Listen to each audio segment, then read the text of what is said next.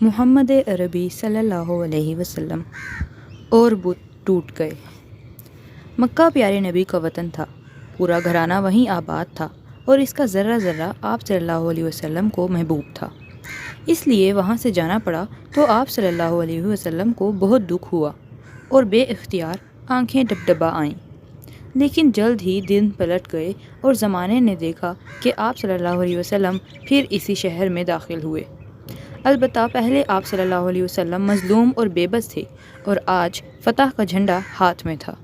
خدا کو منظور ہوا کہ آپ صلی اللہ علیہ وسلم پھر لوٹیں اور وہاں سے بتوں کو باہر نکال دیں، نیز مرکز ایمان کو پھر نور ایمان سے جگمگا دیں۔ پیارے وطن میں پہنچ کر آپ صلی اللہ علیہ وسلم کو کتنی خوشی ہوئی، اس کا اندازہ کون کر سکتا ہے۔ ہجرت کو کئی برس گزر گئے، آپ صلی اللہ علیہ وسلم مدینے ہی میں رہتے تھے، مسلمانوں کے ساتھ اپنا کام کرتے رہے اور لوگوں کو اسلام کی طرف بلاتے رہے۔ اسی دوران قریش سے آپ صلی اللہ علیہ وسلم کی جنگیں بھی ہوئیں۔ ایک رات آپ صلی اللہ علیہ وسلم نے خواب میں دیکھا کہ آپ صلی اللہ علیہ وسلم مکے میں داخل ہو رہے ہیں اور ارد گرد مخلص ساتھی بھی ساتھ ہیں۔ چنانچہ آپ صلی اللہ علیہ وسلم بہت خوش اٹھے۔ فجر کا وقت قریب تھا، مسجد گئے اور ساتھیوں کے ساتھ نماز ادا فرمائی۔ معمول تھا کہ فجر کے بعد آپ صلی اللہ علیہ وسلم روز ساتھیوں میں بیٹھتے اور ان سے کچھ دیر باتیں کرتے۔ چنانچہ آج بھی آپ صلی اللہ علیہ وسلم بیٹھے اور ان کو اپنا خواب سنایا۔ پھر فرمایا، انشاءاللہ خانہ کعبہ میں تم ضرور داخل ہوگے اور اس وقت تمہیں کوئی خطرہ نہ ہوگا۔ مکہ مسلمانوں کا محبوب وطن تھا، مگر وہاں سے وہ زبردستی نکال دیے گئے تھے۔ اس کا ان کو بڑا رنج تھا اور اس کی یاد ایک پھانس تھی جو ہر وقت کلیجے میں کھٹکتی رہتی۔ حضرت بلال مکہ میں کس قدر ستائے گئے، لیکن جب ان کو مکہ یاد آتا تو رونے لگتے۔ اکثر مہاجرین جان بچا کر خود تو مکہ سے نکل آئے تھے، لیکن خاندان اور بال بچے وہیں تھے۔ یہی وجہ ہے کہ زبان مبارک سے یہ خوشخبری سن کر انہیں بہت خوشی ہوئی۔ چنانچہ وہ گھروں پر گئے اور سفر کی تیاریوں میں لگ گئے۔ کعبے سے انہیں بے انتہا محبت تھی، لہٰذا وہاں کے لیے انہوں نے قربانی کا بھی انتظام کیا۔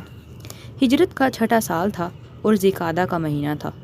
مسلمان چٹ پٹ تیار ہو کر مدینے سے روانہ ہو گئے اور خانہ کعبہ کے لیے بے تابی سے بڑھنے لگے۔ البتہ جو منافق تھے، انہوں نے جانے سے ٹال مٹول کیا اور بہانہ کرتے ہوئے کہا، ہمیں تو کاروبار نے پھنسا رکھا ہے، بھلا ہم کیسے جا سکتے ہیں۔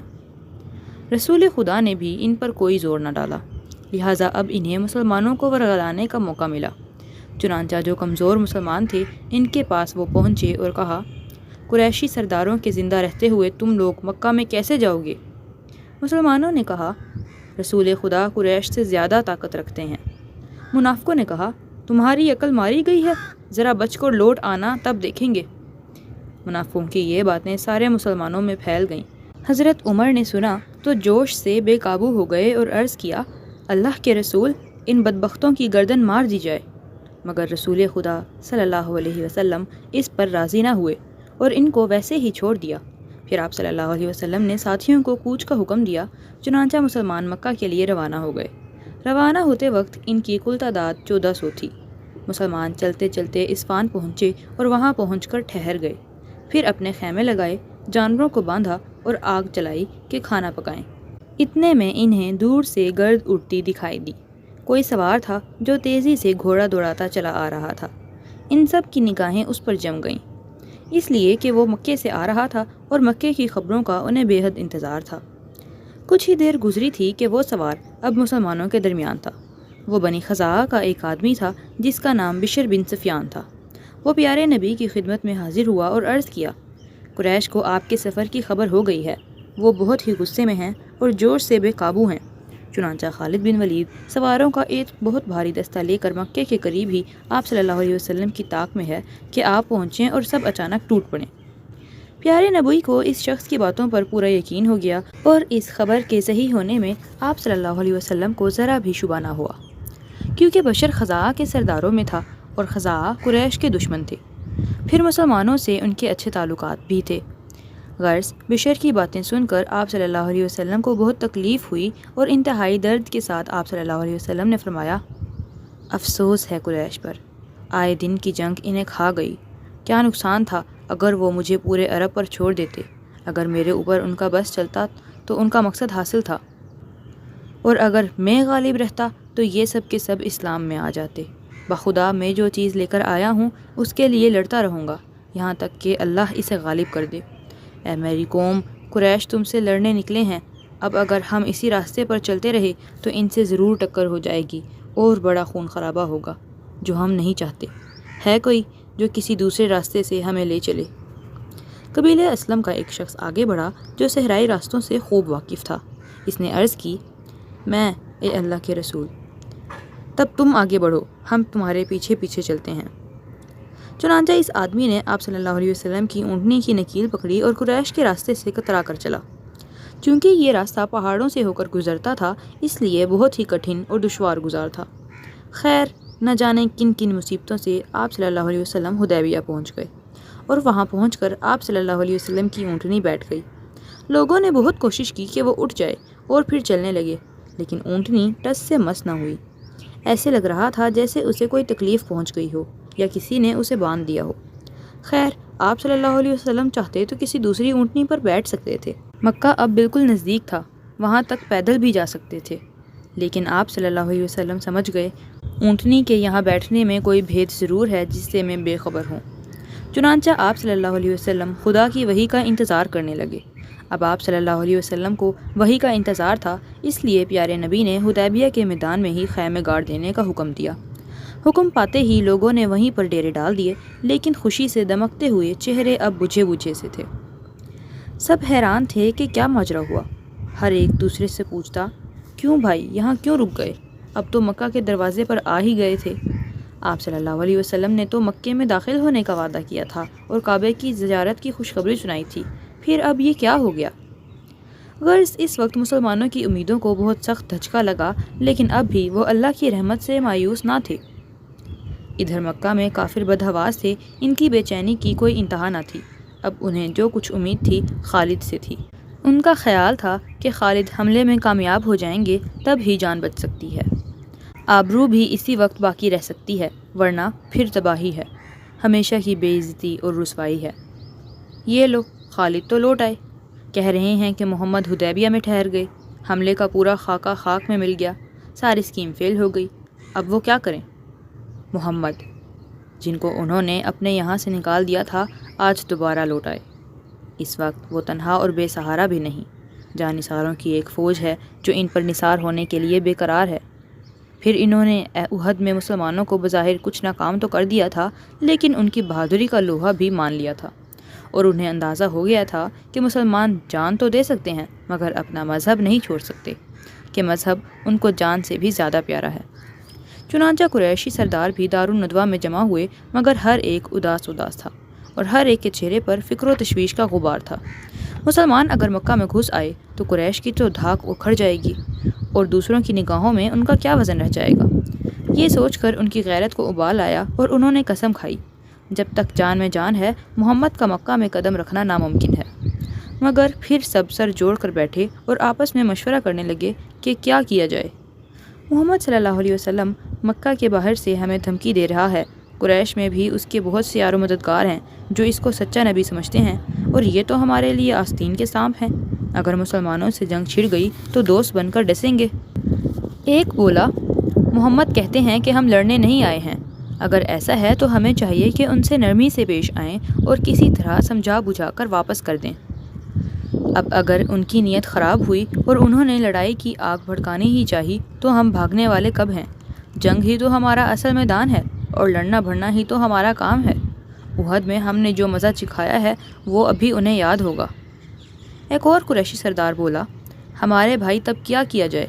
اس آدمی نے کہا، میری رائے ہے کہ بنی خزاعہ کے کچھ آدمی بھیج دیے جائیں، وہ جا کر پتہ لگائیں کہ محمد چاہتے کیا ہیں، اور جس طرح ہو سکے وہ انہیں سمجھانے بجھانے کی کوشش کریں۔ قریشی سردار نے کہا، بنی خزاعہ کو بھیجنے میں کیا مصلحت ہے؟ ہمیں تو ان سے غداری کا خطرہ ہے، وہ تو محمد کے ہی دوست اور وفادار ہیں۔ آدمی بولا، اس طرف سے بالکل بے غم رہو، مکہ ہی میں ان کی زمینیں اور جائیدادیں ہیں، بیوی بچے بھی یہی ہیں، وہ ہمارے ساتھ غداری کیسے کر سکتے ہیں؟ معاملے کا یہ پہلو سامنے آیا تو سب کو یہ رائے بہت پسند آئی، اور وفد کے لیے بنی خزاعہ کے کچھ آدمی چن لیے گئے۔ پھر بدیل خزائی ان کا سردار بنا اور یہ لوگ پیارے نبی سے ملنے کے لیے روانہ ہو گئے۔ وفد پہنچا تو آپ صلی اللہ علیہ وسلم بہت تپاک سے ملے۔ پھر بدیل نے آنے کی غرض بتائی تو پیارے نبی نے فرمایا، مسلمان کعبے کی زیارت کے لیے آئے ہیں، ان کے دل میں اس کی عزت اور احترام ہے، اگر قریش ہم سے چھیڑ چھاڑ نہ کریں تو ہم لوگ خاموشی سے طواف اور زیارت کر کے لوٹ جائیں گے۔ چنانچہ وفد لوٹ کر مکہ آ گیا اور قریش کو پیارے نبی کا پیغام سنایا۔ پھر انہیں آپ صلی اللہ علیہ وسلم کی بات مان لینے کا بھی مشورہ دیا گیا، مگر اب خود قریش میں اختلاف اٹھ کھڑا ہوا۔ کچھ لوگوں نے تو کہا کہ محمد سے صلح کر لی جائے اور طواف و زیارت کے لیے راستہ کھول دیا جائے، مگر کچھ لوگوں نے پرزور مخالفت کی۔ قریشی سردار نے کہا، کیا تمہیں گوارا ہے کہ دشمن تمہاری سرزمین میں روند کر چلا جائے، پھر ہمیشہ کے لیے ماتھے پر بدنامی کا ٹیکا الگ لگ جائے گا؟ پھر کیا کیا جائے؟ سب ایک ساتھ بول اٹھے۔ قریشی سردار نے کہا، میری رائے ہے کہ حلیس بن علقمہ کو بھیج دیا جائے، وہ قبائلیوں کا سردار ہے اور قبائلیوں کے روب و ادب کا حال سبھی کو معلوم ہے، ہر ایک ان سے دبتا اور ان کے غصے سے لرزتا اور کانپتا ہے، اگر اس سے بات بن گئی اور محمد واپس چلے گئے تو ہم کو سکون مل جائے گا اور اتنی بڑی مصیبت سے جان چھوٹ جائے گی، اور اگر محمد نے اس کی بات ٹھکرا دی تو اسے جوش آ جائے گا اور پھر وہ ہمارے ساتھ ہو جائے گا اور ہماری صفوں میں ہو کر لڑے گا۔ چنانچہ حلیس اپنے مخلص ساتھیوں کے ساتھ مسلمانوں کی طرف چلا۔ پیارے نبی نے دیکھا تو فرمایا، دیکھو وہ حلیس آ رہا ہے، اس کی قوم قربانی کی بڑی شوقین ہے، جانوروں کو اس کی طرف ہنکا دو کہ یہ انہیں اپنی آنکھوں سے دیکھ لے اور اسے یقین ہو جائے کہ ہم طواف و زیارت کے لیے آئے ہیں، غارت گیری کے لیے نہیں آئے ہیں۔ چنانچہ مسلمان لبیک کہتے ہوئے اس کے استقبال کو بڑھے اور قربانی کے جانوروں کو اس کے سامنے ہنکا دیا۔ اس نے دیکھا کہ اونٹوں کا ایک سیلاب آ رہا ہے، گردنوں میں لوہے کے نال بھی لگے ہیں اور نال کو زیادہ دن گزر جانے سے گردن کی اون بھی چڑھ گئے ہیں۔ ظلم و ناانصافی کا یہ دردناک منظر اس سے نہ دیکھا گیا اور بے اختیار اس کی آنکھوں میں آنسو آ گئے۔ غم و غصے کا یہ عالم تھا کہ وہ پیارے نبی سے ملا بھی نہیں، بلکہ سیدھے لوٹ کر وہ مکہ آ گیا اور قریش سے کہا، خدا کی قسم ہم نے تم سے اس بات پر معاہدہ نہیں کیا ہے، اللہ کے گھر سے اس کو روک رہے ہو جو اس کی تعظیم کے لیے آیا ہے۔ عرب کے سارے قبیلے تو کعبے کا حج کریں اور عبد المطلب کا بیٹا اس سے محروم رہے، خاندانی بڑائی میں بھی تو وہ کسی سے کم نہیں۔ اگر تم نے محمد کو کعبے سے روکا تو جان لو سارے قبائلیوں کو لے کر میں الگ ہو جاؤں گا اور پھر محمد کی طرف سے تم سے جنگ کروں گا۔ قریشی سردار کی تدبیر ناکام ہو کر رہ گئی، اس نے سوچا کچھ اور ہوا کچھ، لیکن وہ پھر ایک چال چل گیا۔ وہ حلیس کو مناتے ہوئے بولا، بھائی یہ ہم لوگوں کا معاملہ ہے، اسے ہم پر ہی چھوڑ دو، ہم لوگ کوئی ایسی بات طے کر لیں گے جس میں سب کا بھلا ہوگا۔ اس پر حلیس تیار ہو گیا اور اس نے وعدہ کر لیا کہ ان سے کسی معاملے میں دخل نہ دے گا۔ اس طرح قریش کو قبائلیوں کی طرف سے اطمینان ہو گیا اور اب انہوں نے 50 بہادروں کو بھیجا کہ رات میں مسلمانوں پر حملہ کر دیں۔ چنانچہ وہ لوگ رات کے اندھیرے میں حدیبیہ چلے، مگر مسلمانوں کے خیمے تک پہنچنے بھی نہ تھے کہ ہر طرف سے گھر گئے اور اب وہ گرفتار ہو کر پیارے نبی کے پاس جا رہے تھے۔ پیارے نبی خیمے سے باہر تشریف لائے، دیکھا تو وہ خوف سے تھر تھر کانپ رہے تھے۔ فرمایا، اب تمہارے میں کیا چیز روک بن سکتی ہے جبکہ تم نے ہی شرارت میں پہل کی تھی؟ دشمنوں نے کہا، آپ صلی اللہ علیہ وسلم کی بردباری، آپ صلی اللہ علیہ وسلم کی رحم دلی اور مہربانی۔ آپ صلی اللہ علیہ وسلم نے فرمایا، میں نے تمہیں معاف کر دیا، اب لوٹ کر اپنی قوم میں جاؤ اور ان سے کہو محمد خون خرابے کے لیے نہیں آئے، شاید ان کو ہوش آ جائے۔ چنانچہ وہ لوٹ کر اپنی قوم میں گئے، لیکن پیارے نبی نے انہیں جو اطمینان دلایا تھا اس پر انہیں ذرا بھی اطمینان نہ تھا۔ اس کے برعکس انہیں یقین تھا کہ اب پوری قوم کی شامت آئے گی، کیونکہ ان کی سمجھ میں ہی نہیں آ رہا تھا کہ اتنا بڑا جرم بھی معافی ہو سکتا ہے۔ اس کے بعد آپ صلی اللہ علیہ وسلم نے حضرت عثمان کو بھیجا کہ قریشی سرداروں سے ملیں اور ان سے کوئی بات طے کریں۔ مکہ میں حضرت عثمان کے چچیرے بھائی بھی تھے جن کا نام تھا ابان بن سعید۔ حضرت عثمان انہی کی حمایت میں مکہ گئے، وہاں قریش کو پیارے نبی کا پیغام سنایا اور کہا، اب دو ہی شکلیں ہیں، یا تو طواف کا موقع دو یا جنگ کے لیے تیار ہو جاؤ۔ قریش نے کہا، تم طواف کر لو، صرف تمہارے ساتھ ہم یہ رعایت کر سکتے ہیں، ورنہ اور مسلمانوں کو تو ویسے ہی واپس جانا ہوگا۔ حضرت عثمان اس پر بھلا کیسے تیار ہو سکتے تھے؟ انہوں نے کہا، یہ قیامت تک نہ ہوگا، تمہیں سارے مسلمانوں کو طواف کا موقع دینا ہوگا۔ وہ بولے، خیر تمہاری خوشی، ہاں یہ بھی جان لو کہ اب تم ہمارے قیدی ہو اور اب یہاں سے تم واپس نہیں جا سکتے۔ اس کے بعد حضرت عثمان کو نظر بند کر دیا گیا۔ نظر بند ہونا تھا کہ سارے مکہ میں چرچا ہو گیا، عثمان قتل ہو گئے۔ یہ افواہ مسلمانوں کے بھی کانوں میں پہنچی، چنانچہ وہ جوش سے بے تاب ہو گئے۔ آپ صلی اللہ علیہ وسلم نے فرمایا، عثمان کا بدلہ لینا فرض ہے۔ یہ کہہ کر آپ صلی اللہ علیہ وسلم ببول کے ایک درخت کے نیچے بیٹھ گئے۔ پھر سارے مسلمانوں نے جان کی بازی لگا دینے کا عہد کیا۔ سب سے پہلے ابو سنان اسدی آگے بڑھے اور دست مبارک پر بیعت کی۔ پھر ان کے بعد سارے مسلمانوں نے بھی بیعت کی، اور اب تلواریں بے نیام ہو گئیں اور اعلان ہو گیا کہ سب لوگ جنگ کی تیاری کریں۔ جانثاری کی یہ بیعت خدا کو اتنی پسند آئی کہ اس نے قرآن میں بھی اس کی تعریف کی، اور اسی لیے یہ بیعت رضوان کے نام سے مشہور ہوئی۔ مکہ میں کافروں کو بیعت کا حال معلوم ہوا تو وہ بہت ڈرنے لگے۔ اب صلح کر لی جائے تو اسی میں خیر ہے، ورنہ بڑی تباہی ہوگی۔ چنانچہ کافروں میں ایک شخص تھا، سہیل بن عمرو۔ یہ سوجھ بوجھ اور ہوشیاری میں مشہور تھا، بہت ہی شاندار مقرر بھی تھا۔ لوگوں نے اسے خطیب قریش کا خطاب دیا ہوا تھا۔ فوراً انہوں نے صلح کی بات چیت کے لیے اسی کو دوڑایا۔ سہیل آیا تو اس نے دیکھا مسلمانوں میں دھوم دھام سے جنگ کی تیاریاں ہو رہی ہیں۔ یہ دیکھ کر وہ بہت گھبرایا، چنانچہ لپک کر وہ خدمت اقدس میں حاضر ہوا اور عرض کیا، عثمان زندہ ہیں، قتل نہیں ہوئے ہیں۔ میں آپ صلی اللہ علیہ وسلم کے پاس صلح کی غرض سے آیا ہوں۔ یہاں آپ صلی اللہ علیہ وسلم کے ساتھی جنگی تیاریوں میں مصروف ہیں، اور ادھر قریش نے بھی قسم کھائی ہے کہ اس سال آپ صلی اللہ علیہ وسلم کو مکہ نہیں آنے دیں گے۔ میں کچھ شرطیں لے کر آیا ہوں، ان میں ہمارے لیے بھی سلامتی ہے اور آپ صلی اللہ علیہ وسلم کے لیے بھی بہتری ہے۔ اگر آپ انہیں مان لیں تو ایک خوفناک جنگ ٹل جائے گی، اور اسی طرح نہ جانے کتنی جانیں بچ جائیں گی۔ پھر اتنی بڑی نیک نامی کا صحرا بھی آپ صلی اللہ علیہ وسلم کے سر بندھ جائے گا۔ رسول خدا بولے، کیا کیا شرطیں ہیں؟ سہیل نے کہا، اس سال آپ صلی اللہ علیہ وسلم طواف کیے بغیر لوٹ جائیں، پھر اگلے سال آئیں اور صرف 3 دن رہ کر چلے جائیں۔ اس کے علاوہ تلوار کے سوا کوئی ہتھیار ساتھ نہ ہو، اور تلواریں بھی نیام میں ہوں۔ رسول خدا بولے، اور؟ سہیل نے کہا، قریش کا کوئی شخص مسلمان ہو کر مدینے جائے تو اسے واپس کر دیا جائے، اور اگر کوئی مسلمان مدینہ چھوڑ کر مکہ میں آ جائے گا تو ہم اسے واپس نہیں کریں گے۔ یہ سن کر آپ صلی اللہ علیہ وسلم نے آنکھیں بند کر لیں اور کچھ دیر بالکل خاموش رہے کہ وحی کے وقت آپ صلی اللہ علیہ وسلم کی یہی حالت ہوتی تھی۔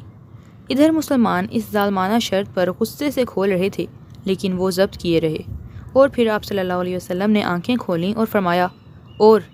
سہیل بولا، 10 سال تک صلح رہے گی، ہر ایک کو امن حاصل ہوگا اور کوئی کسی سے چھیڑ چھاڑ نہیں کرے گا۔ رسول خدا نے فرمایا، اور؟ سہیل بولا، عرب کا جو قبیلہ جس فریق کے ساتھ چاہے معاہدے میں شریک ہو جائے۔ یہ ہیں قریش کی شرطیں۔ بات بگڑنے سے پہلے آپ صلی اللہ علیہ وسلم سوچ لیجئے، لوگوں کو آپ صلی اللہ علیہ وسلم کی تدبیر و حکمت سے بڑی امیدیں ہیں۔ آپ صلی اللہ علیہ وسلم نے یہ شرطیں منظور کر لیں اور حضرت علی کو حکم دیا کہ صلح نامہ لکھیں۔ مسلمانوں نے دیکھا تو انہیں بہت ناگوار ہوا۔ حضرت عمر پر سب سے زیادہ اثر ہوا، چنانچہ وہ اٹھ کر آپ صلی اللہ علیہ وسلم کے پاس آئے اور عرض کیا، کیا آپ صلی اللہ علیہ وسلم اللہ کے رسول نہیں ہیں؟ رسول خدا نے فرمایا، ہاں ہوں۔ عمر بولے، کیا ہم مسلمان نہیں ہیں؟ رسول خدا نے فرمایا، ہاں ہم مسلمان ہیں۔ عمر بولے، کیا وہ مشرک نہیں ہیں؟ رسول خدا نے فرمایا، ہاں، اس میں کیا شبہ ہے؟ عمر بولے، تو ہم دین میں یہ ذلت کیوں گوارا کریں، اس طرح دب کر کیوں صلح کریں؟ رسول خدا نے فرمایا، عمر، میں اللہ کا رسول اور بندہ ہوں، یہ اسی کا فیصلہ ہے، وہ مجھے ہرگز ضائع نہ کرے گا۔ یہ سن کر حضرت عمر کی آنکھوں سے آنسو آ گئے۔ پھر وہ اٹھ کر حضرت ابوبکر کے پاس آئے اور ان سے بھی یہی گفتگو کی۔ حضرت ابوبکر نے کہا، آپ صلی اللہ علیہ وسلم اللہ کے رسول ہیں، جو کچھ کرتے ہیں اللہ کے حکم سے کرتے ہیں۔ اب صلح نامہ تحریر ہونے لگا۔ حضرت علی نے قلم اٹھایا اور لکھنا شروع کیا۔ حضرت محمد صلی اللہ علیہ وسلم نے فرمایا، لکھو، بسم اللہ الرحمن الرحیم۔ سہیل نے کہا، ہم میں بسم اللہ الرحمن الرحیم لکھنے کا رواج نہیں، ہم اس سے ناواقف ہیں، بسمک اللہم لکھ دیا جائے۔ آپ صلی اللہ علیہ وسلم نے منظور فرمایا اور حضرت علی کو لکھنے کا حکم دیا۔ پھر آپ صلی اللہ علیہ وسلم نے فرمایا، لکھو، یہ وہ شرطیں ہیں جن پر اللہ کے رسول محمد صلی اللہ علیہ وسلم نے سہیل بن عمرو سے صلح کی۔ سہیل نے فوراً حضرت علی کا ہاتھ پکڑ لیا اور کہا، ایسا نہ کیجیے، اگر قریش آپ کو رسول ہی مانتے تو جھگڑا کس بات کا تھا؟ آپ صلی اللہ علیہ وسلم صرف اپنا اور اپنے باپ کا نام لکھوائیں۔ رسول کریم صلی اللہ علیہ وسلم نے فرمایا، اگرچہ تم نہیں مانتے لیکن اللہ کی قسم میں اللہ کا رسول ہوں۔ پھر حضرت علی سے فرمایا، لکھو یہ وہ شرطیں ہیں جن پر محمد بن عبداللہ نے سہیل بن عمرو سے صلح کی۔ پھر صلح کی شرطیں لکھی گئیں اور دونوں طرف کے کچھ آدمیوں نے اس پر دستخط کیے۔ ٹھیک اسی وقت جب کہ معاہدہ لکھا جا رہا تھا، ایک شخص بیڑیوں میں گھسٹتا ہوا آیا اور مسلمانوں کے سامنے گر پڑا۔ حالت اس بیچارے کی دیکھی نہ جاتی تھی۔ چہرہ اس شخص کا کیا تھا؟ مظلوموں کی ایک دلدوز تصویر تھی۔ یہ مظلوم قریش کا آدمی اور سہیل بن عمرو کا بیٹا تھا۔ ابو جندل اس کا نام تھا۔ اس کے لیے مکہ میں جینا دوبھر ہو گیا تھا، صرف اس جرم میں کہ وہ مسلمان ہو کر اپنے رب کا بندہ بن گیا تھا۔ نہ جانے کس طرح وہ گھسٹتا بھاگتا آیا تھا کہ کس طرح قریش سے چھٹکارا مل جائے۔ سہیل نے ابو جندل کو دیکھا تو جیسے اس کے تن بدن میں آگ لگ گئی۔ اس نے آپ صلی اللہ علیہ وسلم سے کہا، یہ میرا لڑکا ہے، میں اس کا ولی ہوں، اگر اسے روک لیا گیا تو معاہدے کی خلاف ورزی ہوگی۔ حضور صلی اللہ علیہ وسلم نے فرمایا، ابھی معاہدہ لکھا کب گیا؟ سہیل بولا، تو ہم کو صلح بھی منظور نہیں۔ حضور صلی اللہ علیہ وسلم نے فرمایا، اچھا انہیں یہیں چھوڑ دو۔ سہیل بولا، یہ کبھی نہیں ہو سکتا۔ حضرت محمد صلی اللہ علیہ وسلم نے کئی بار کہا لیکن وہ تیار نہ ہوا اور اپنی ہٹ پر اڑا رہا۔ اس پر آپ صلی اللہ علیہ وسلم کو بہت ملال ہوا، چنانچہ کچھ دیر سر مبارک جھکا رہا۔ پھر آپ صلی اللہ علیہ وسلم نے ابو جندل کی طرف رخ کیا اور انتہائی درد بھرے لہجے میں فرمایا، ابو جندل صبر سے کام لو، خدا تمہارے لیے اور دوسرے مظلوموں کے لیے ضرور کوئی راہ نکالے گا۔ اب صلح ہو چکی، ہم بد عہدی نہیں کر سکتے۔ اب سہیل نے بیٹے کی گردن پکڑی اور گھسیٹتا ہوا چلا۔ ابو جندل مسلمانوں کو پکارتے رہے اور بار بار درد بھری آواز سے کہتے رہے، مسلمانوں کیا مجھے اسی حالت میں دیکھنا چاہتے ہو؟ میں تو اسلام لا چکا ہوں، کیا پھر مجھے کافروں کے پنجے میں دے رہے ہو؟ مسلمان یہ دردناک منظر دیکھ کر تڑپ اٹھے۔ حضرت عمر تو اتنے بے قابو ہوئے کہ انہوں نے تلوار لی اور ابو جندل کی طرف بڑھے کہ لو اس سے اپنی مدافعت کرو، لیکن ابو جندل نے اس کی ہمت نہ کی۔ چنانچہ جبراً انہیں مکہ لے جایا گیا اور ادھر مسلمان غم و غصے کی آگ میں سلگتے رہے۔ مسلمان مدینہ لوٹ تو آئے لیکن ان کا دل بجھا بجھا سا تھا کہ قریش تو شرطیں لگائیں اور مسلمان ان جابرانہ شرطوں کے سامنے سر جھکا دیں۔ حضرت ابو جندل کا دردناک حادثہ بھی نگاہوں میں بھر رہا تھا اور آنکھوں کی نیند اور دل کا چین غارت کر رہا تھا۔ اتنے میں قریش کا ایک اور آدمی بھاگ کر آیا اور اس نے مسلمان ہونے کا اعلان کیا اور آپ صلی اللہ علیہ وسلم سے پناہ مانگی۔ یہ تھے حضرت ابو بصیر، بہت ہی مخلص اور نیک دل مسلمان۔ کافروں کے ظلم سے تنگ آ کر بھاگے کہ مدینہ میں پناہ مل جائے گی، مگر پیچھے پیچھے مکہ سے 2 آدمی اور آئے اور ان دونوں نے ان کی واپسی کا مطالبہ کیا۔ پیارے نبی مجبور تھے، کلیجے پر سل رکھ کر اس غریب کو ان دونوں کے حوالے کر دیا گیا۔ دونوں نے مسلمانوں کے سامنے انہیں قید کیا اور ساتھ لے کر مکہ چلے آئے۔ مسلمان حسرت اور افسوس سے انہیں تکتے رہے اور ان کی مظلومی اور اپنی بے بسی پر آنسو بہاتے رہے۔ دونوں آدمی حضرت ابو بصیر کو لے کر ذوالحلیفہ پہنچے۔ وہاں موقع ہاتھ آ گیا اور حضرت ابو بصیر نے ایک کو قتل کر دیا۔ اب دوسرا سر پر پیر رکھ کر بھاگا اور مدینہ پہنچ کر آپ صلی اللہ علیہ وسلم سے شکایت کی۔ کچھ ہی دیر میں ابو بصیر بھی آ پہنچے۔ عرض کیا، حضور آپ صلی اللہ علیہ وسلم نے تو مجھے واپس کر دیا تھا، اب آپ صلی اللہ علیہ وسلم پر کوئی ذمہ داری نہیں۔ یہ کہہ کر وہ مدینے سے چلے گئے اور ریگستان کی خاک چھانتے رہے۔ پھر سمندر کے ساحل پر پہنچے اور وہیں ٹھہر گئے کہ اب قریش کا کوئی قافلہ ادھر سے گزرتا تو اس پر چھاپے مارتے اور جو کچھ ہاتھ آتا لے بھاگتے۔ مکہ میں بہت سے مسلمان پڑے ہوئے تھے اور قریش کی بے دردیوں کا نشانہ بن رہے تھے۔ معاہدے کی وجہ سے وہ مدینے بھی نہیں جا سکتے تھے۔ انہیں جب پتہ چلا کہ ایک نیا ٹھکانہ پیدا ہو گیا تو وہ بھی بھاگ بھاگ کر وہیں آ گئے۔ اس طرح ایک طاقتور ٹولی تیار ہو گئی جس نے قریش کے قافلوں کا ناکام کرنے کا سوچا۔ وہ ان کا سارا سامان لوٹ لیتے اور پہاڑی دروں میں جا دبکتے۔ قریش نے بہت کوشش کی لیکن ان پر قابو نہ پا سکے۔ بالآخر وہ عاجز آ گئے اور انہوں نے رسول خدا کے پاس کہلا بھیجا کہ ہم اپنی شرط سے باز آئے، آپ صلی اللہ علیہ وسلم ساحلی مسلمانوں کو اپنے پاس بلا لیجئے۔ آپ صلی اللہ علیہ وسلم نے ان سارے مسلمانوں کو مدینے بلا لیا۔ مسلمان سخت حیران تھے کہ جو شرط سب سے زیادہ ان کے خلاف اور قریش کے موافق تھی، قریش اس سے کیسے دستبردار ہو گئے۔ لیکن وجہ معلوم ہوئی تو ان کی حیرانی جاتی رہی۔ انہوں نے دیکھا کہ صلح حدیبیہ جسے وہ کھلی ہوئی ہار سمجھ رہے تھے کتنی بڑی جیت ثابت ہوئی، اور اس وقت انہیں صلح حدیبیہ کی حکمتیں نظر آئیں جو اس سے پہلے نگاہوں سے اوجھل تھیں۔ اگلے سال مسلمان پھر مکہ گئے اور وہاں 3 دن ٹھہر کر طواف اور زیارت کیا، پھر مدینہ لوٹ آئے۔ قریش نے بھی اپنا وعدہ نبھایا اور انہوں نے مسلمانوں سے کوئی چھیڑ چھاڑ نہ کی۔ ہجرت کا 8واں سال شروع ہو گیا۔ اس سال لوگ کثرت سے مسلمان ہوئے۔ قریش کی صفوں سے بہت سے نامور بہادر ٹوٹ ٹوٹ کر اسلام کی گود میں آ گئے۔ خالد بن ولید اور عمرو بن العاص کا اسلام بھی اسی زمانے کی یادگار ہے۔ حضرت خالد قریش کے سب سے بڑے سپہ سالار تھے اور حضرت عمرو بن العاص عرب کا دماغ سمجھے جاتے تھے۔ آگے چل کر یہی دونوں فوج اسلام کے مشہور کمانڈر بنے۔ ایک نے شام میں اسلام کا جھنڈا لہرایا تو دوسرا فاتح مصر کے نام سے مشہور ہوا۔ خزاعہ اور بکر عرب کے 2 مشہور قبیلے تھے۔ ان میں ایک زمانے سے دشمنی چلی آ رہی تھی، مگر جب اسلام ان کے سامنے خطرہ بن کر ظاہر ہوا تو وہ آپس میں دشمنی بھول گئے اور اسلام کو مٹانے میں تن من سے لگ گئے۔ پھر حدیبیہ کی صلح ہوئی تو بکر نے سوچا کہ اب اسلام کا خطرہ جاتا رہا، لہٰذا اب دشمن سے بدلہ لینے کا وقت آ گیا اور انہوں نے خزاعہ پر حملہ کر دیا۔ صلح حدیبیہ کی روح سے کچھ قبیلوں نے مکہ والوں کا ساتھ دیا تھا اور کچھ مسلمانوں کے ساتھ ہو گئے تھے۔ خزاعہ کا قبیلہ چونکہ مسلمانوں کا ہمدرد تھا اس لیے وہ مسلمانوں کے ساتھ ہو گیا تھا اور ان کے دشمن بکر قریش کے ساتھ تھے۔ قریش کے کسی بھی ساتھی قبیلے کا مسلمانوں کے کسی بھی ساتھی قبیلے پر حملہ کرنا دراصل معاہدے کو توڑنا تھا۔ بکر نے خزاعہ پر حملہ کیا تھا، یہی بات معاہدہ توڑنے کے لیے کافی تھی، لیکن اسی پر بس نہ تھا۔ قریش نے بھی بکر کی مدد کی اور ان کے بہادروں نے صورتیں بدل بدل کر خزاعہ پر تلواریں چلائیں۔ خزاعہ نے مجبور ہو کر حرم میں پناہ لی، مگر ظالموں نے حرم کی حرمت کا بھی خیال نہ کیا اور اس میں گھس گھس کر بے دھڑک خون بہایا۔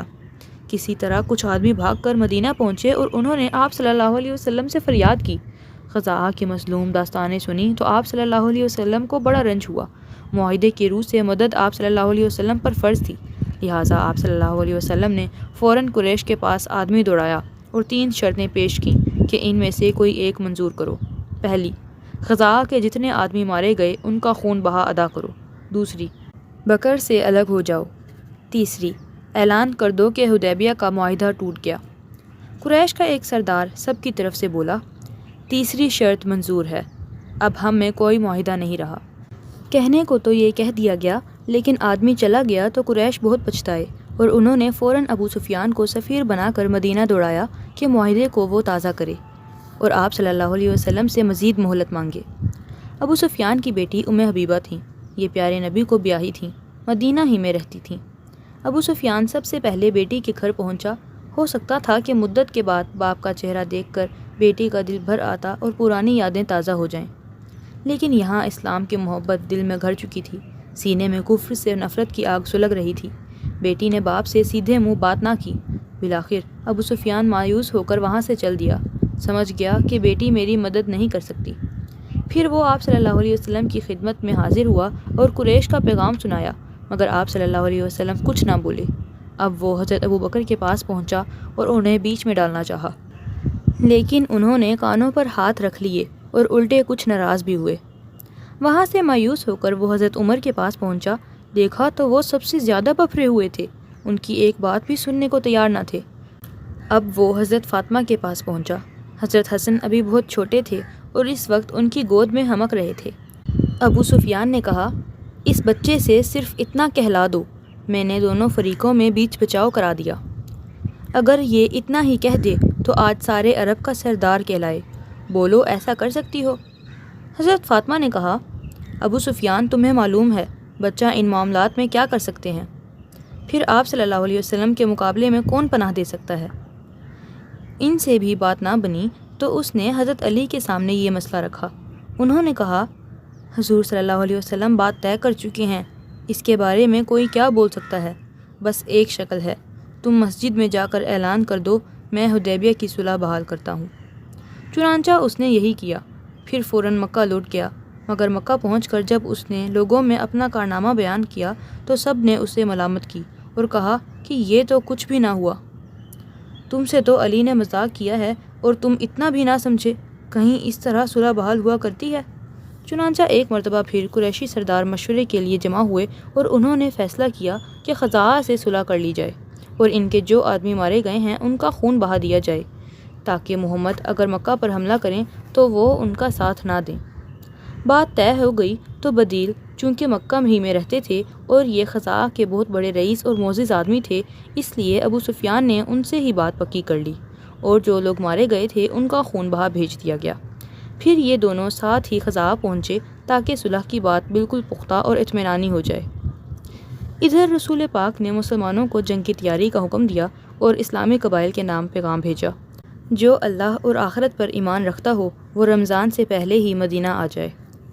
چنانچہ مسلمانوں نے آپ صلی اللہ علیہ وسلم کی آواز پر لبیک کہا اور مختلف قبیلوں نے پوری تیاری کے ساتھ مدینہ کا رخ کیا۔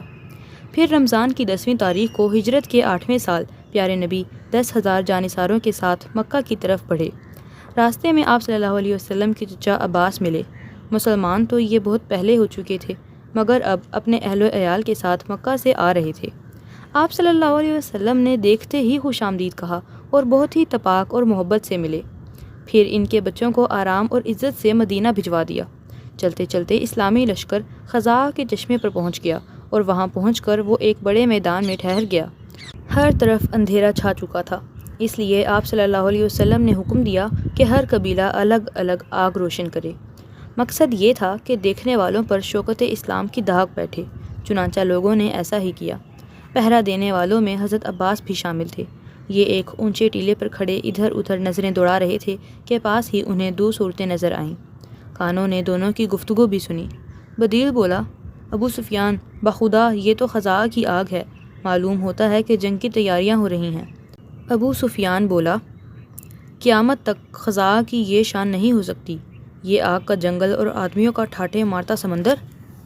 حضرت عباس سے رہا نہ گیا، بے اختیار بول اٹھے، ابو سفیان، میں عباس بن عبد المطلب ہوں اور یہ محمد بن عبداللہ کی آگ ہے۔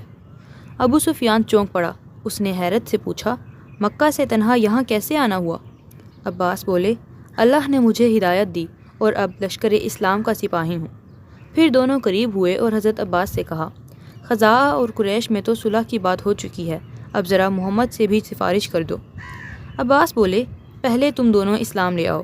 بدیل نے پڑھا، اشہد ان لا الہ الا اللہ و اشہد ان محمد رسول اللہ۔ بدیل فوراً مسلمان ہو گئے، لیکن ابو سفیان ہچکچاتا رہا۔